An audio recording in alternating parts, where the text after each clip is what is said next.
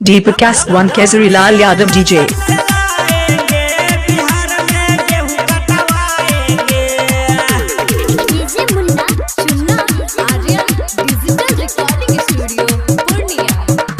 चाहे देह में खुशी लगते हंसवा गेहूं खेत में खेते चले देवे ये को नहीं बात। चाहे धूल माटी लगते गोरे गाल पर घाम जगते हिले देवे ये को नहीं का। चाहे देह में खुशी लगते हंसवा गेहूं खेत में खेते चले देवे ये को नहीं बात।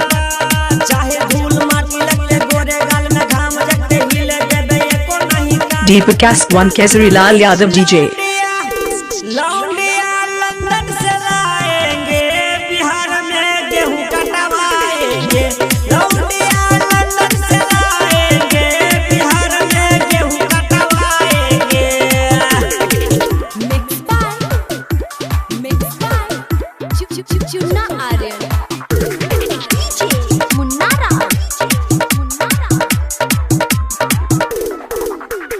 हिट की बाजार मधुबनी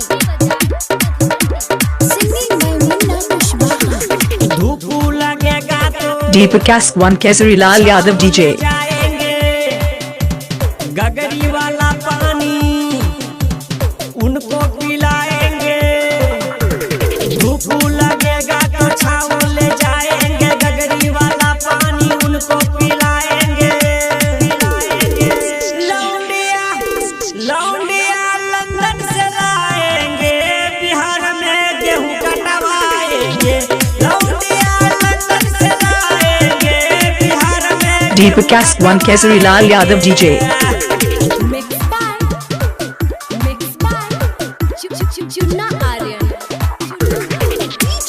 मुन्नारा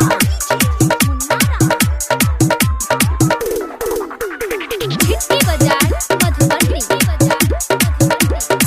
दीपक one Kesari Lal Yadav DJ. Hotel वाला खाना नहीं खिलाएंगे।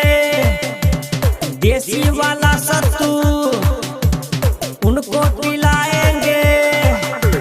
होटल वाला खाना नहीं खिलाएंगे। देसी वाला सत्तू उनको पिलाएंगे। लौंडिया लौंडिया लंदन से लाएंगे बिहार में गेहूं कटवाएंगे। लौंडिया लंदन से लाएंगे बिहार में गेहूं। दीपक वन केसरी लाल यादव डीजे। दीपक वन केसरी लाल यादव।